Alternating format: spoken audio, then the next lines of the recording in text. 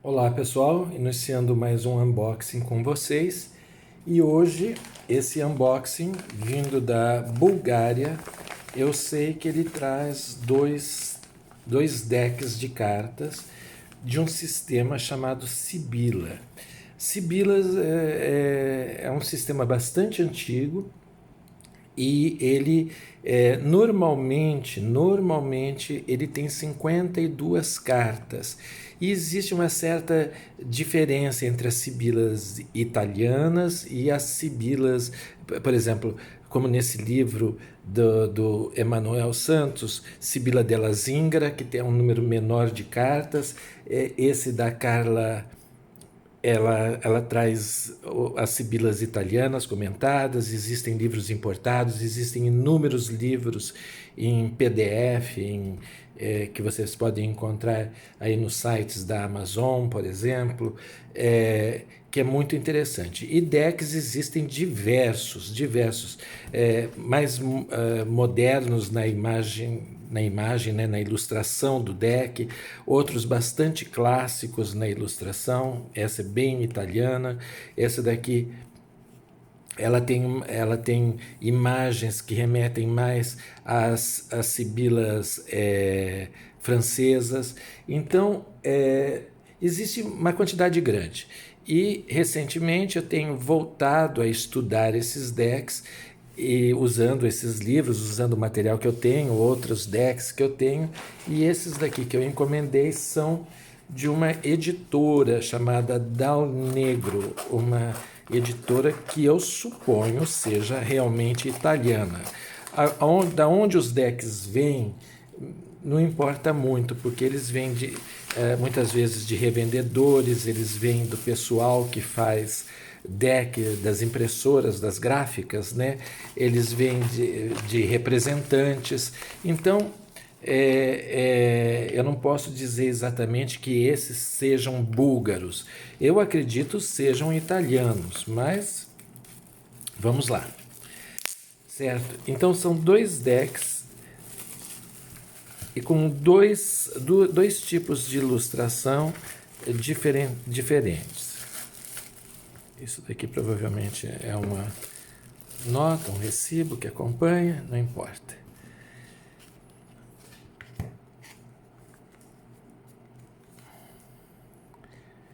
Massenghini de Bergamo, certo? Cartomancia em 52 cartas com explicações. Então vamos pegar esse daqui.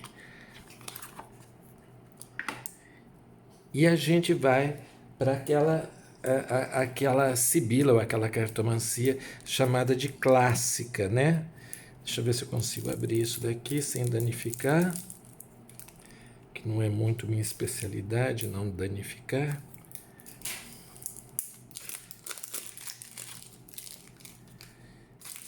E nós temos as cartas, que já a sensação da carta é ótima, eu gosto, é bem cartonada, é firme a carta. As cores são bastante interessantes, são intensas, ainda que sejam cores, assim, tonalidades quase indo para o pastel, elas são legais. E eles são divididos em naipes, né? Como vocês podem ver, olha. Naipe de copas são... Reparem que as cartas vão de As, 2, 3, 4, 5, 6, 7, 8, 9, 10, Valete, Dama e Rei. Né? São 13 cartas para cada naipe. Por isso são 52 cartas. Esse é o número clássico, né? É a jogada clássica. E cada naipe vai ter uma simbologia própria, e as cartas se enquadram nelas. E são cartas que muitas pessoas chamam de fofoqueiras. Por quê? Elas são 52 cartas, então elas são bastante abrangentes e elas bastante invasivas, elas vão assim falar de assuntos bastante, não são bem simbólicos, não, são bastante diretos. Por exemplo, né, um acordo de negócios, né, bem explicado, bem bem nítido na imagem, né? Um acordo de negócios, dinheiro mesmo, dinheiro em si. Aqui, por exemplo, um atraso de qualquer coisa, de veículo, de pagamento, de uma pessoa que te deixa esperando, uma dificuldade, né? Então são coisas que a gente chama de comezinhas, né? Uma indecisão. Por exemplo, nas imagens desses daqui, desse deck, aqui que são imagens bastante clássicas. Eu vou mostrar para vocês coisas semelhantes de decks que eu já tinha. Né? Então aqui, olha, vocês estão vendo? Ele também está separado por naipes, né? E daí você vai ter conversas, discussão, encontros, né? A casa é um elemento que é praticamente comum a quase todos os oráculos, né?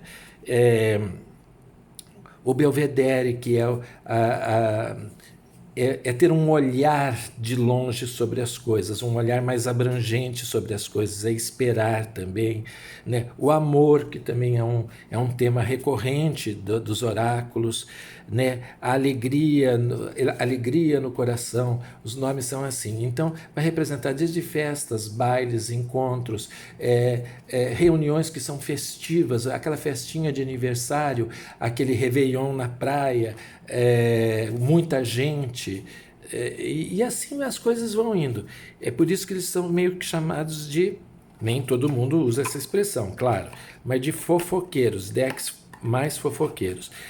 Vocês separem as 36 cartas do Lenormand, para quem conhece Lenormand, vocês separam que elas são mais simbólicas. Quer dizer, uma carta pode representar muitas coisas, essas também, é a mesma coisa, mas elas são mais incisivas, elas vão mais direto ao assunto, elas são mais...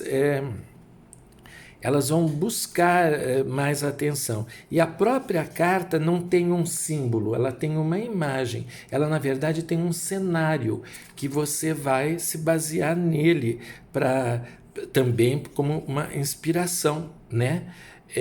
Uma inspiração para você conseguir fazer uma leitura intuitiva da carta, né? A intriga, por exemplo, a espera, a generosidade, o cavaleiro, né, estaria como o homem ligeiro, uma pessoa rápida, a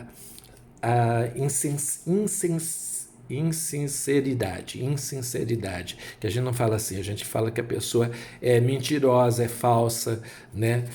Não é sincera com a gente, né? Um homem de negócios. Então, o que é um homem de negócios? Vai desde o gerente do banco ao dono da empresa, a pessoa que empresta dinheiro, o agiota, né? A pessoa que negocia, a pessoa que põe preço na mercadoria, aquele que põe valor nas coisas, quanto que o seu serviço vale, por exemplo, né? E isso tudo a gente vê muito claramente porque as imagens são muito realistas, é bem pinturinha de quadro mesmo, né?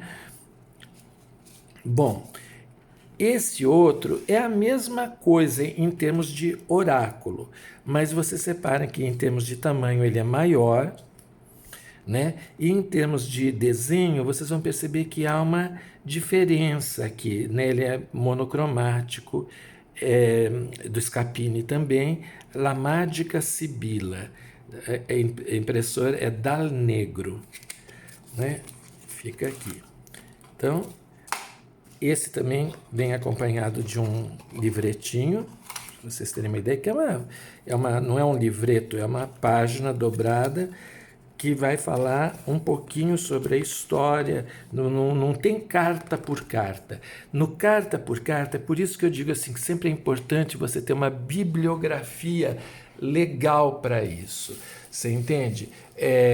E você vai encontrar isso em livros já nacionais, alguns às vezes mudam o título um pouquinho da carta, ou tem menos cartas, porque é um número mais reduzido o deck usado pelo artista, pelo escritor, pelo cartomante, né? Ou ele é completo, ele tem as 52 cartas e vai comentar, ou vocês vão encontrar em outros idiomas decks também bastante interessantes, bastante profundos nas análises das cartas. Claro que não é uma bibliografia tão extensa como nós temos hoje em dia do tarô, do Lenormand, né? É uma bibliografia ainda mais limitada. As pessoas aprendiam a ler essas cartas dentro da família mesmo, com a avó, uma tia, uma parenta que era meio ligada nesses oráculos, né? Esse daqui já tem um pouquinho mais de alguma coisa, mas não são métodos de leitura. Veja, aqui com 3, 7, 8, 9, 10, 11, 12, 13, 14, 15 cartas, por exemplo, nesse método aqui, que ele sugere. Mas você pode ler como você achar melhor isso daqui. Leia intuitivamente. São decks excelentes para a gente desenvolver a intuição da gente. Até porque eles, ainda que eles tenham sistemas próprios, eles não são tão arraigados, não são tão definidos, né? Como outros decks que ficaram mais populares, tipo Tarot, tipo Lenormand, tipo Keeper, né?